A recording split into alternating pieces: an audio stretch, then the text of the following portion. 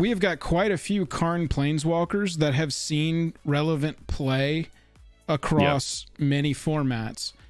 And looking at Living Legacy, this just seems terrible to me.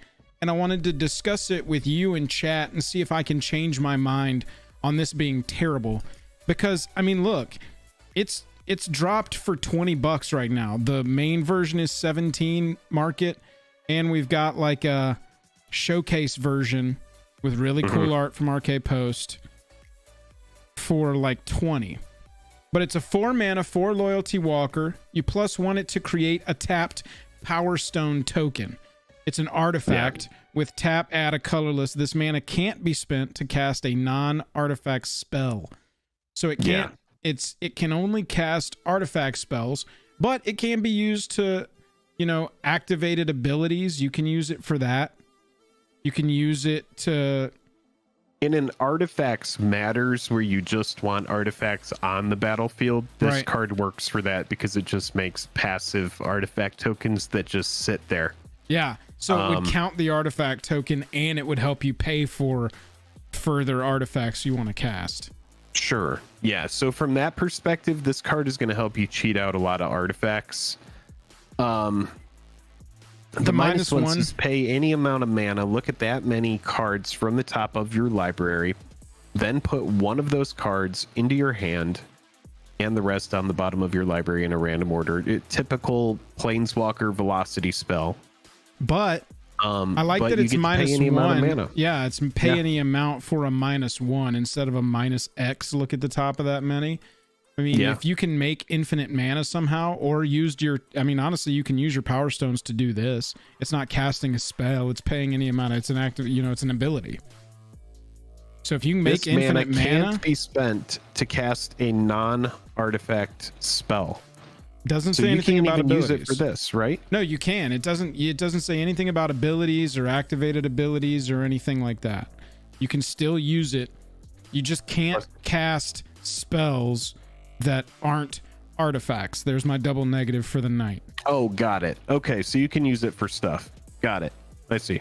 But if you can make, with Karn, if you can make infinite mana and -1 them, -1 Karn, you can get whatever combo piece you need out of your library.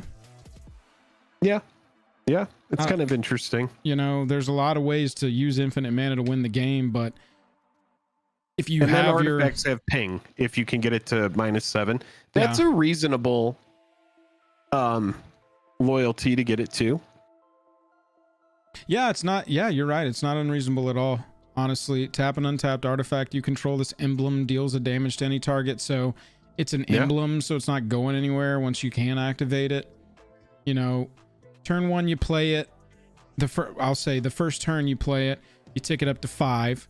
Second turn you take it up to 6. Third turn you take it up to 7, and then the fourth turn after it's been out, unless you've proliferated or unless it's been attacked at or just straight up removed, you'll be able to get your emblem. And I would assume with Karn Living Legacy, if you're building a deck around this and trying to get that emblem, that you don't care if you lose the Karn. You just want to get that emblem so that you basically are going to win the game. All right, so let's look at this and compare it to the previous 4-cost Karn. Let's look at Karn. Actually, let's look at Karn Great Creator. Or this is fine. So we've got four walkers now that are Karn.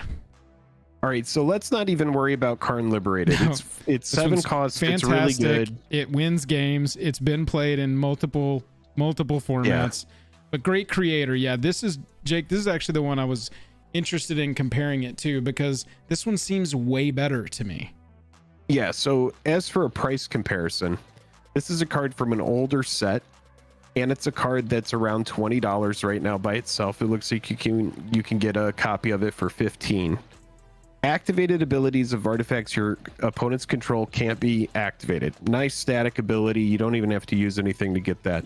Love it. Then it has a +1 that says until your next turn, up to 1 target non-creature artifact you control becomes an artifact creature with power and toughness, each equal to its converted mana cost, which is it's pretty good. And then you may choose an artifact card you own from outside the game. This one. or in exile, reveal that card and put it into your hand. So this is a card that gives you a ton of sideboard opportunity.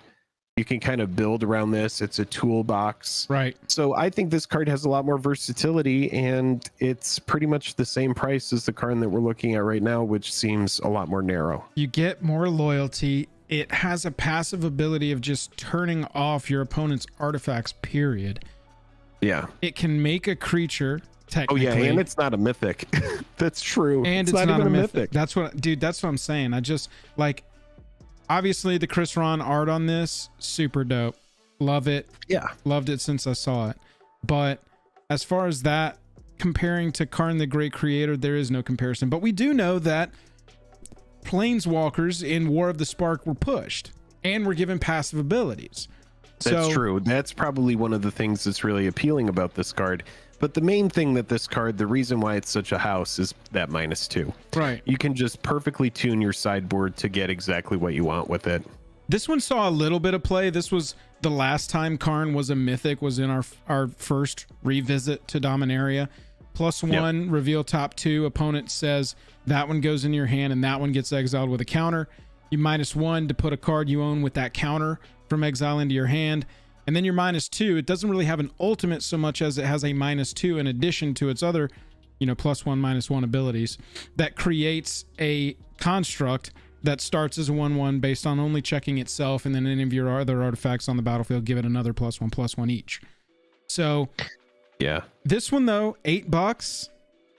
Is it still seeing play? Is Karn Scion so seeing I'll like be modern honest, I've Pioneer? played against this card a little bit, but the thing about it is whenever a card lets your opponent choose, that's kind of like a recipe for disaster, right? Yeah. Because unless you hit 2 cards that are absolute gas, which sometimes it does, then this card is, I mean, you can kind of play around it. It doesn't really have any sort of like back-breaking ability. It has velocity, which is cool, but you have to like kind of set things up with the +1. Then you need to get him to where you're able to use the -1. That way you can actually get something with a silver counter. So the card is just kind of dirtily. It doesn't really appeal to me that much. I like the Great Creator the most. That's like probably like the best Karn other than Karn Liberated, which is another tier because it's a 7-cost Planeswalker. It's for just, sure. Yeah. 7 cost, 6 loyalty. But yeah, I mean, Karn Living Legacy, it's interesting to me. Obviously, a lot of people, the main conversation I saw around this card was that this is one of the worst Planeswalkers ever printed, period. I don't think it's like the absolute worst. I do know that I mean, you can read it. It's significantly powered down. It does not protect itself. It does not really have... There's no removal built in. Other than you can dig down and look for removal, but you have to... I mean, essentially, it doesn't do a lot of the things that we look for on a Planeswalker, honestly, man. It's like... If you're using that -1, you want to pay all the mana you have available, right? Because you want to give yourself the best option, unless you're like playing 2 and out. Like, let's say you're digging for Doomblade or whatever. You want to leave 2 mana open, so you're paying every mana but 2 to dig down and try and find your 2 mana removal. Food Time says it's no Tibble. That's right. It is no Tibble. It is no Tibble. This is a tier above Tibble. I will give it that. It's interesting to me. I think in an Artifacts Matters where you want to go wide, I mean, I just don't even know if like an artifact-centric commander deck even wants it, you know? Maybe they do.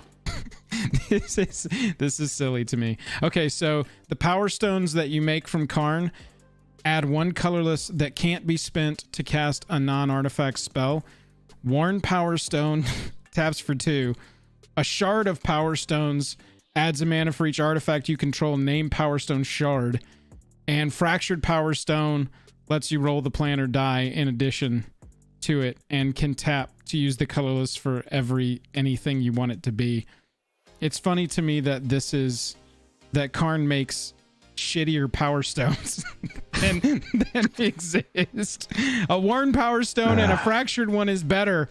Or even a shard can be better in the right circumstances. Karn, what have you been doing, bud? What are you doing? I mean, it is a card that makes mana rocks. So let's just think about it like that. It is a card that makes mana rocks. So I think somebody can figure something out that's going to want to do that. I just don't know if it's really if it's there. What do you think he's pointing to? Better Karns. He's like, that version of me is better.